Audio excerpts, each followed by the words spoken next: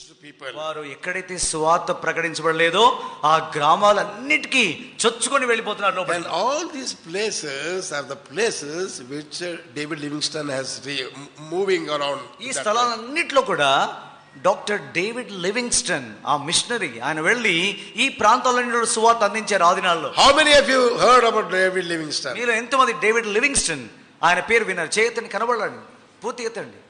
They're so good. చాలా He was a wonderful missionary. అద్భుతమైన సువార్తికుడు. మన పుస్తకశాలలో డేవిడ్ లివింగ్స్టన్ పుస్తకం ఉంది, మీరు కొనుక్కోరండి ఆ పుస్తకాన్ని. How hard he has to work among these people. ఈ ప్రజల మధ్య ఎంత కష్టపడి సేవ చేశాడో అది మనం ఆ వివరణ అంతా చూస్తాం. I have been to the place where he was living. ఎక్కడైతే ఆయన ఏ గుడిసెలో ఉండి ఆయన సేవ చేశాడో ఆ స్థలం నేను చూశాను. With his own hand he has built a small house. తన యొక్క సొంత చేతులతోటి ఒక చిన్న ఇల్లు కట్టుకున్నాడు. And small drawing room, small kitchen room, small praying room. చిన్న డ్రాయింగ్ రూమ్, తర్వాత చిన్న వంటశాల, తర్వాత చిన్న ప్రార్థనా గది నిర్మించుకున్నాడు. And in front of his house he built a small church. వాళ్ళ ఇంటి ముందు, ఆయన ఇంటి ముందే ఒక చిన్న చర్చ్ లా గుడి లాంటి దాన్ని కట్టారు. The first man who was born again was the chief of one of the tribe. ఆ మొదటి మనిషి డేవిడ్ లివింగ్స్టన్ సువార్త అందించినప్పుడు మొదటి మనిషి ఆ యొక్క ఒక ప్రత్యేకమైన ఆ యొక్క తెగకు నాయకుడిగా ఉన్న వ్యక్తి రక్షణ పొందాడు In that church. ఆ చర్చ్ బిల్డింగ్ లోనే. So of course the walls have been fallen down, only the foundation is there. ఇప్పుడు గోడలని పడిపోయాయి, కేవలం పునాది మాత్రమే ఉంది. The small, all the tribes used to come and hear the gospel in that church. కాబట్టి ఆ చిన్న స్థలంలో ఆ గిరిజనులు లేకపోతే ఆ యొక్క అడవి జాతి వారంతా వచ్చేవారు. డేవిడ్ లివింగ్స్టన్ గారు నిలబడి దేవుని యొక్క వాక్యం వారికి అందించేవారు. It was in 18th century. అది 18వ శతాబ్దంలో ఆయన వెళ్ళారు. There was no way for him. అప్పుడు అసలు రహదారులని మార్గాలని He has to cut the bushes and walk.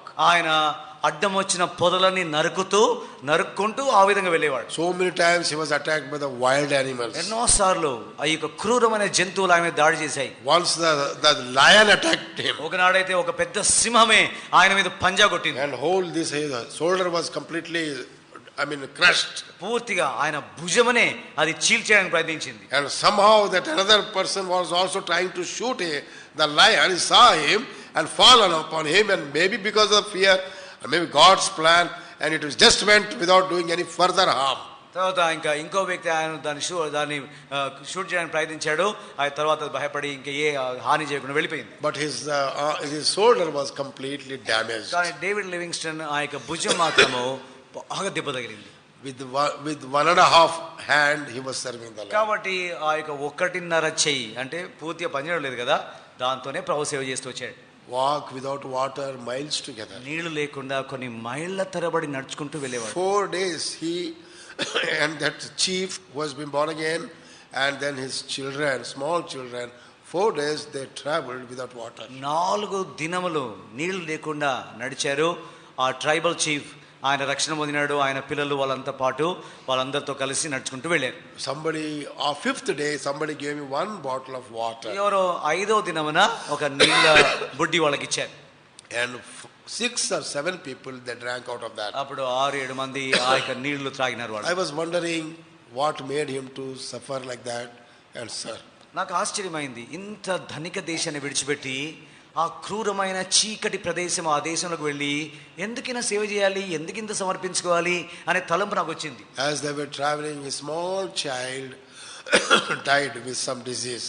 ఆయన Small daughter, his own daughter. ఆయన ప్రయాణం చేస్తుండగా ఆయన సొంత చిన్న బిడ్డ ఇంకా ఆ విషయాన్ని తట్టుకోకుండా, అంటే ఆ అడవి పరిస్థితిని తట్టుకోకుండా ఆ చిన్న బిడ్డ చనిపోయింది. He had no coffin box. ఇంకా అప్పటికి ఆ చిన్న బిడ్డను పాతి పెట్టడానికి శవపేటిక కూడా లేదు. He and that another one tribal man, they digged the grave by themselves. అప్పుడు ఆ గిరిజనుడు తర్వాత సోడు ఈ డేవిడ్ లివింగ్స్టన్ వాళ్ళ సొంత చేతులతో సమాధి త్రవ్వినారు. And put the daughter there and closed it and made a heap of stone on the top of it. ఆ బిడ్డను దానిలో ఉంచి తర్వాత మూసేసి తర్వాత రాళ్ల కుప్ప వేశారు. What a painful thing. ఎంత ఆయాసకరం, నొప్పికరమైన సమర్పణ అది.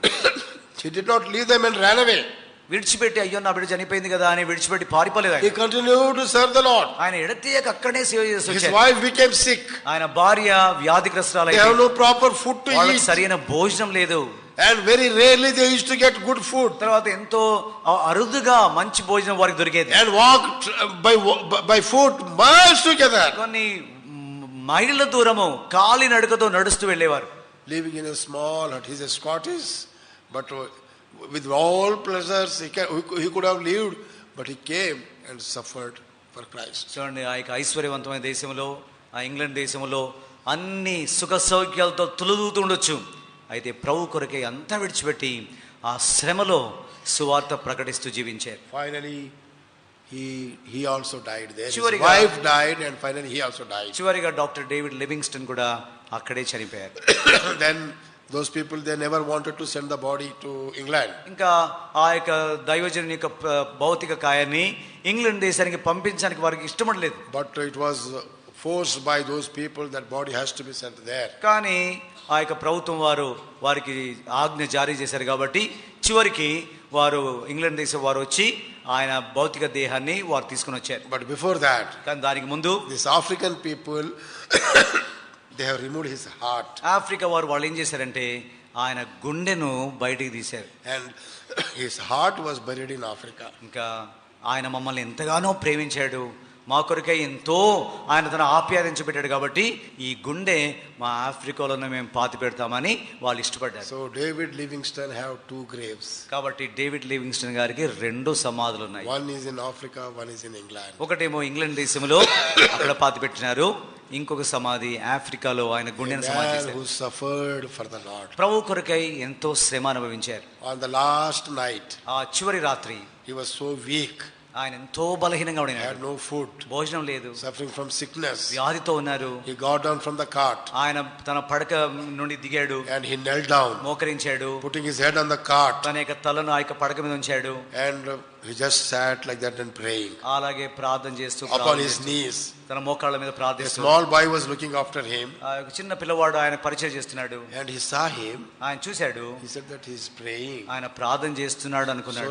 So let me not disturb. కాబట్టి డాక్టర్ గారు ప్రార్థన చేస్తున్నారు కాబట్టి కలవరపరచొద్దు అనుకున్నాడు. And 12 o'clock he saw him. 12 గంటలకు చూశాడు. He is with the same position. అదే మోకాళ్ళ మీద అలాగే ఉన్నాడు. He did not even turn also. అసలు ఏమాత్రం కదలలేదు. So he was wondered for hours together, same position he is praying. గంటల సేపు అలాగే కదలకుండా ఉన్నారు, ప్రార్థన చేస్తున్నారు అనుకున్నాడు. And again in the early morning, మరలా పెందల కడనే చూశాడు. again on the same position. మరలా అదే పరిస్థితిలో ఉన్నాడు. He said there must be something wrong. అప్పుడు వెంటనే ఆ పిల్లవాడు అనుకున్నాడు ఏదో జరిగింది అనుకున్నాడు. So he went, వెళ్ళాడు. and he said like this. అలా తట్టినాడు. So there was no response. అప్పుడు లివింగ్స్టన్ గారు లేరు. He put his hand and it was very cold. చేయి పట్టుకోగానే చల్లగా ఉంది దేహము. Somewhere in the night, first missionary as far as I know died upon his knees. నేను చదివినట్టు I mean in our days. మన దినాల్లో ఆ యొక్క మొదటి సువార్థికుడు మోకాళ్ళ మీద అలాగే ప్రార్థన చేస్తూ ప్రభు దగ్గరికి వెళ్ళిపోయారు. They gave their life. వాళ్ళ ప్రాణాలు ప్రభువుకు త్యాగం చేశారు. They obeyed the God's word. వారు దేవుని యొక్క వాక్యం బైబిల్కు లోబడ్డారు. They loved God. వారు దేవుని ప్రేమించారు. They loved the people. ప్రజలను ప్రేమించారు. They left their pleasures. వారి యొక్క సుఖ సౌఖ్యాలు విడిచిపెట్టేశారు. They went into the forest, lived among the wild animals, preached the gospel, kept their faith till the end. అరణ్యాలకు, తర్వాత కీకరణ్యాలకు, ఎడారులకు వెళ్ళారు. అక్కడ ప్రజలను ప్రేమించారు. అన్ని శ్రమలు, అన్ని ప్రాణాపాయాలు ఎదుర్కొన్నారు, తట్టుకున్నారు, సువార్త ప్రకటించారు. Many times in Botswana when I was eating, suddenly I used to remember David Livingstone. I could not taste the food. బోట్స్వాలో అనేక సార్లు నేను భోజనం చేస్తున్నప్పుడు అకస్మాత్తుగా డేవిడ్ లివింగ్స్టన్ జ్ఞాపకం వచ్చినప్పుడు ఆ భోజనం నేను భుజించడానికి నాకు మనసు వచ్చేది కాదు. He didn't get a few pieces of potatoes to eat. ఎందుకంటే భుజించడానికి ఈ గొప్ప దైవజనునికి 2-3 బంగాళదుంపలు దొరకలేకపోయాయి.